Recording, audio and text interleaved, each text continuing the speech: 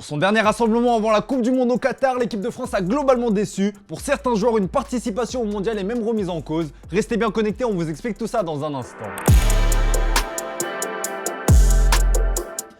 Bonjour à toutes et à tous et bienvenue dans ce nouveau JT Foot Mercato. C'était l'hécatombe chez les Bleus pour cette dernière répétition générale. L'occasion pour Didier Deschamps de tester de nouveaux joueurs ou de donner du temps de jeu à certains. On vous propose un petit récap des grands perdants de ce rassemblement. Une victoire 2-0 face à l'Autriche et une défaite sur le même score face au Danemark. Le bilan de l'équipe de France est mitigé pour ce rassemblement de septembre. L'essentiel est sauf cependant pour les Bleus qui se maintiennent quand même en Liga de la Ligue des Nations non sans difficulté. L'heure du bilan a sonné et il faut évidemment prendre en compte la cascade de blessés à laquelle Didier Deschamps a dû faire face. Il y a eu 5 petits nouveaux, Badiachil, Fofana, Kolo Muani, Truffert et Lafont. Mis à part le portier nantais, tous ont eu du temps de jeu. Les deux monégasques ont fait bonne impression alors que Kolo Muani et Truffert n'ont eu que peu de temps de jeu pour s'illustrer. Parmi ceux qui ont d'ordinaire peu de temps de jeu à se mettre sous la dent, certains ont perdu des points. On pense notamment à Camavinga, Upamecano ou encore Saliba. Les trois hommes étaient titulaires face au Danemark hier, ils n'ont clairement pas marqué de points, bien au contraire. Joker de luxe au Real Madrid, Camavinga a même peut-être laissé passer sa chance de participer au Mondial 2022 après avoir été sorti à la mi-temps. Le Français a perdu un paquet de ballons et ne s'est pas montré très influent dans l'entrejeu. William Saliba, pourtant auteur d'un début de saison très intéressant avec Arsenal, a connu le même sort.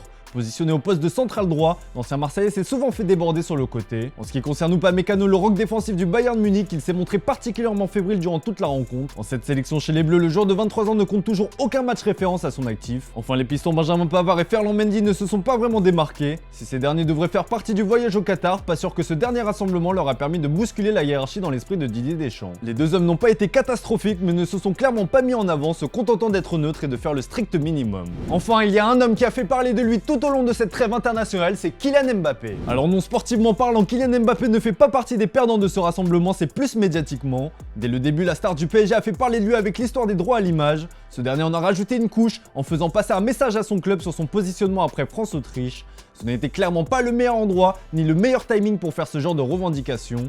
D'autant que sur le terrain, l'attaquant de 23 ans n'a pas été flamboyant sur ces deux rencontres. Si c'était le joueur offensif le plus dangereux chez les Bleus, il s'est montré très brouillon dans le dernier geste, notamment face au Danemark. Invisible à certains moments, il n'a pas vraiment pesé sur le jeu et n'a pas été un vrai leader au sein d'une équipe remaniée qui manquait cruellement d'expérience et d'automatisme. Pas de quoi remettre en cause son statut d'atout offensif numéro 1 des Bleus, mais son image en a clairement pris un coup. En conférence de presse, Didier Deschamps a quand même tenu à le défendre, je vous laisse écouter sa réaction. Kylian a fait beaucoup de bonnes choses et il enchaîne aussi, c'est un des rares joueurs qui a fait 2 fois 90 minutes en 3 jours. Voilà, il ne peut pas tout faire tout seul non plus, qu'il ait fait plus de choses décisives comme l'ensemble de l'équipe il y a 3 jours, voilà, mais bon, je vais pas...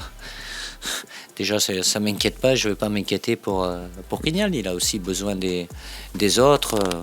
Tout ça nous amène à la question du jour, les amis. Selon vous, qui est le grand perdant de ce rassemblement des Bleus? Comme d'habitude, on attend vos avis dans les commentaires. Hier, on vous demandait qui était selon vous le grand favori pour cette Coupe du Monde 2022. Et bien pour beaucoup d'entre vous, le Brésil de Neymar et l'Argentine de Messi sont les grands favoris. Dans le reste de l'actu, l'Inter commence à trembler pour son rock défensif Milan Skriniar. Le Slovène a beaucoup fait parler de lui durant le mercato estival, priorité absolue du PSG qui désirait un renfort supplémentaire en défense. Le joueur de 27 ans a finalement été retenu par l'Inter. Le club italien a remporté une bataille face au club parisien mais pas la guerre, car le contrat de Milan Skriniar expire toujours en juin prochain et comme le rapporte la Gazzetta dello Sport, aucune discussion n'a encore débuté entre les deux parties. Selon nos informations, le PSG est toujours à l'affût et a maintenu le contact. Une offensive en janvier n'est pas à écarter, mais selon le journal au papier rose, le club parisien ne dépassera pas la barre des 30 millions d'euros, soit 2 fois moins que l'offre transmise cet été. Reste à savoir si l'Inter trouvera une solution d'ici là. Et justement, en parlant du PSG, la dernière recrue Carlos Soler est revenu sur son départ de Valence et a lâché quelques vérités qui font parler en Espagne. C'était la surprise du chef. Dans les dernières heures du mercato, Carlos Soler est venu parachever le mercato du Paris Saint-Germain. Contre 18 millions d'euros, le club de la capitale s'est offert l'un des cadres de Valence et l'une des valeurs sûres du championnat espagnol. Le club tchèque a bien tenté de retenir le joueur de 25 ans, mais la proposition n'était pas celle attendue par l'intéressé comme il l'a confié lors d'une interview accordée à Super Deporté. Moi je demandais un contrat de longue durée parce que je voulais être lié au club pendant longtemps, de 25 ans à 33, 34 ou 35 ans, être lié toute ma vie à Valence. Un contrat de longue durée de 8, 9 ou 10 années. En Espagne c'est autorisé et c'est ce que je demandais au club. Ils ne me l'ont pas proposé, je n'ai rien à reprocher, c'est leur décision, ils ont considéré que c'était ce qu'ils devaient faire, et bien c'est comme ça, c'est le foot, a-t-il lâché. Carlos Soler n'a évidemment aucune rancœur vis-à-vis de son club formateur, et il a même confié qu'il aimerait y retourner un jour.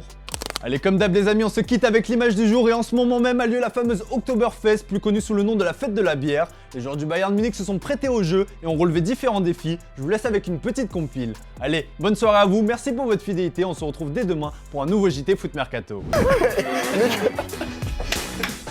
Yeah! Hey, Fokus hier. Weiter, immer weiter. Ich hab nicht erwartet, dass du den Hammer kennst. Yes. Aber ihr müsst sagen, wenn nicht mehr geht, ne?